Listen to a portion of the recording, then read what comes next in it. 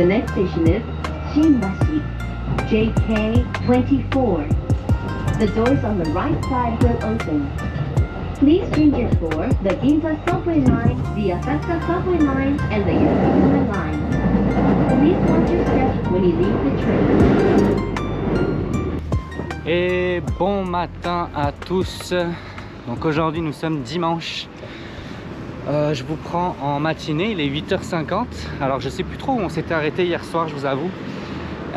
Tout ce que je peux vous dire, c'est qu'aujourd'hui on a encore une petite activité qui nous attend. On s'y dirige d'ailleurs tout de suite, on a rendez-vous à 9h. On va faire une cérémonie du thé. Ça va être... déjà ça va être cool parce que je pense qu'il y a toute la tradition autour qu'on va pouvoir découvrir. Mais sachez aussi que si je peux filmer, je ne sais pas si je peux filmer, vous allez peut-être nous voir en tenue traditionnelle. Manu sera potentiellement coiffée avec une tenue traditionnelle. Oui. On a pris vraiment la cérémonie du thé classique pour s'immerger dans les traditions japonaises. Ouais. Donc on va goûter aussi le matcha pour la première fois de notre vie et de ce qu'on sait, on va vraiment le préparer nous-mêmes, etc. Donc écoutez, si je peux vous filmer, je vous montre tout ça. Et après cette activité, le but c'est de découvrir le quartier de Asakusa. Voilà, exactement. Il y a un gros temple qui est le Sensoji Temple, le temple Sensoji, qui est au programme aussi aujourd'hui. Sumida Park aussi avec Sumida Park avec plein de cerisiers comme on a déjà pu voir aussi hier. Et plein d'autres choses. Et voilà, plein d'autres choses comme dit Manu. On va aussi pouvoir peut-être compléter notre... mince, comment ça s'appelle le livre où un Goshuin. Ouais. Goshuin étant le livre dans lequel des moines des temples et des sanctuaires peuvent te laisser une trace de ton passage en fait, comme je vous expliquais hier. Donc voilà, je parle déjà beaucoup trop. Je vous montre tout ça et on passe la journée ensemble. Let's go.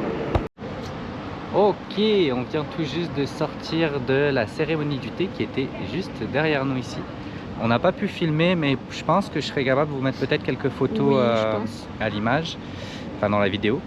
C'était vraiment très cool. C'était un mélange d'humour. En tout cas, la personne qui nous accueillait pour la cérémonie était vraiment très sympa. C'est ça, elle avait beaucoup de touches d'humour, mais quand il s'agissait aussi de passer à la cérémonie, tu sentais que c'était quelque chose qui avait de l'importance. C'était sérieux. Tu sens les traditions vraiment enfouies. C'était vraiment une belle cérémonie. C'était même très agréable de connaître un petit peu leurs traditions, les kimonos, le thé, l'origine, etc. Ouais, tu choisis ton propre kimono, tu as vraiment différents choix, puis c'est toi, tu peux demander des recommandations bien sûr, mais ils te laissent vraiment libre de ce que tu veux faire, donc c'est cool. Puis après tu montes, tu fais ta cérémonie. On était 2, 4, 6, on était un groupe de 10 ou 11 personnes. Donc c'est raisonnable. Pour ceux que ça intéresse, on a réservé sur Get Your Guide. Je me rappelle plus combien ça avait coûté, mais disons que pour le prix, je trouve que c'est quand même correct. Oui, c'est vraiment bien parce qu'on est pris en charge de A à Z dès le départ. On a la coiffure aussi pour nous les femmes. Ah oui, c'est vrai. Bah là ils ont enlevé les fleurs, mais c'est vrai que j'avais une fleur assortie. Vous le verrez sûrement si tu arrives à mettre des photos, mais tout est vraiment bien pensé.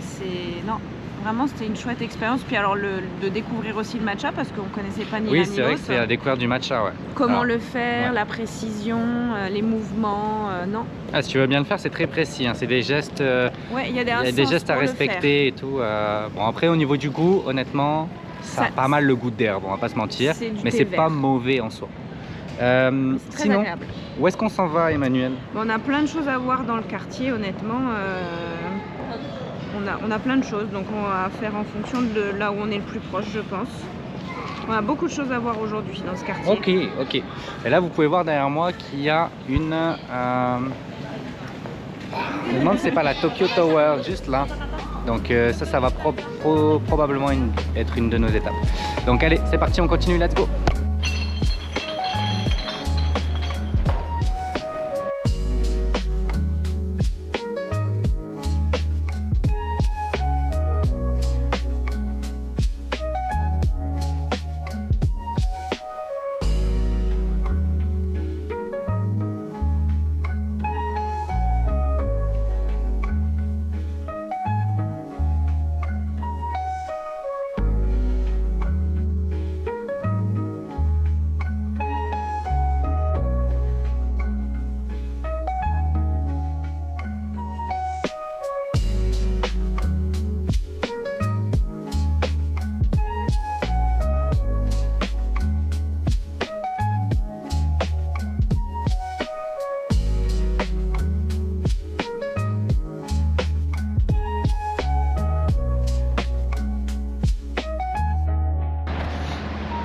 on se retrouve juste au bord de la Tokyo Skytree, en bord de rivière, la Sumida rivière si je dis pas de bêtises. On s'apprêtait à repartir de cette zone là. On est passé à côté d'un équivalent d'un supermarché, d'une épicerie qui était pépite. On s'est trouvé plein de trucs, on va se péter le bide. Pour vous donner une idée, on a payé 2400 yens en tout pour tout ce qu'on a acheté, donc pour 2 personnes. Et dans tout ça, Manu va vous faire la présentation. On a, pour commencer, qu'est-ce qu'on a, Emmanuel? Énormément de choses. Alors, on a du poulet frit. 401 yens, il y a genre 5 morceaux, quand même pas mal. Ensuite, nous avons une petite salade quand même, hein. Toute simple. Ouais, salade d'algues peut-être, je sais pas trop ce que c'est. Là, on a, c'est du bœuf. Ouais, ça a l'air d'être pané. Il y a le bœuf à l'intérieur avec des épices genre curry, hein, c'est ça? Quelques épices, en effet. Une petite boisson. Petite boisson genre thé glacé. On va essayer.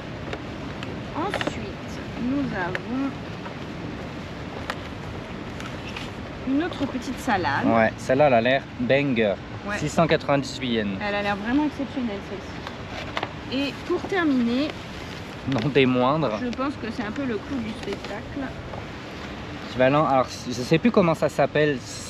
Je sais que ça porte un nom particulier sous cette forme-là. Mais il y en a 1, 2, 3, 4, 5, on a 698 yens. Du saumon, on a des petits œufs. Ouais. Donc vraiment, ça a l'air... Ça par contre, ça a l'air bizarre. Ça là. Bah, c'est pas grave, sûr, pas sûr. On va découvrir, il y a des petits oignons verts, ça va pas être mauvais. Donc voilà, mais comme quoi on peut, je pense que c'est un peu connu de tout le monde, mais Tokyo pour la bouffe, quand on cherche un minimum, franchement on peut manger pour vraiment pas très cher. Donc écoutez, nous on va déguster ça, et après on s'en va vers le Sumida Park, donc en longeant justement la Sumida River. Ça va être un parc avec pas mal de cerisiers encore, comme je pense je vous le disais tout à l'heure. Donc on se retrouve plus tard, ciao.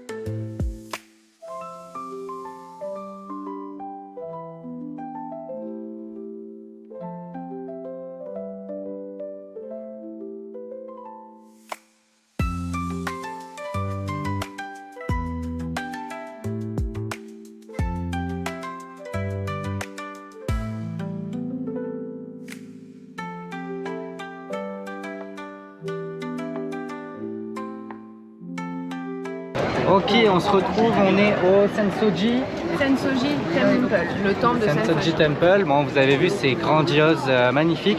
Là, on va faire un petit truc, c'est qu'en gros, tu peux mettre 100 yens, je vous montre juste ici.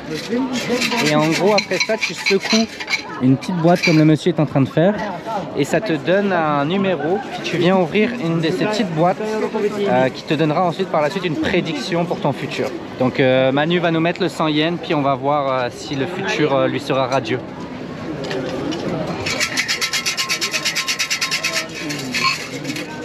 Ok. Ah, le 48. 48. 48. Ah mais ça va, c'est dans l'ordre croissant en plus. 48, attention. On a pris 2. Ouais. Donc la première. C'est la même chose, mais... Retourne, c'est en anglais derrière. Small fortune. Of people beyond. On va traduire et on vous revient. On se reprend, donc on a fait la traduction. Est-ce que tu pourrais nous résumer un petit peu ce que tu as eu comme prédiction? De ce que je comprends au niveau de la traduction, parce que ça reste quand même une traduction, petite fortune mais peut devenir grande fortune, c'est-à-dire qu'il faut laisser les opportunités se présenter et les saisir, et que tout peut venir à point qui sait attendre et qui se donne les moyens de réaliser ses rêves. Donc voilà, une bonne petite prédiction. Ouais. Et puis en plus, ça fait quand même un beau souvenir. Ouais. Ah, franchement, c'est cool. Allez, nous, on continue.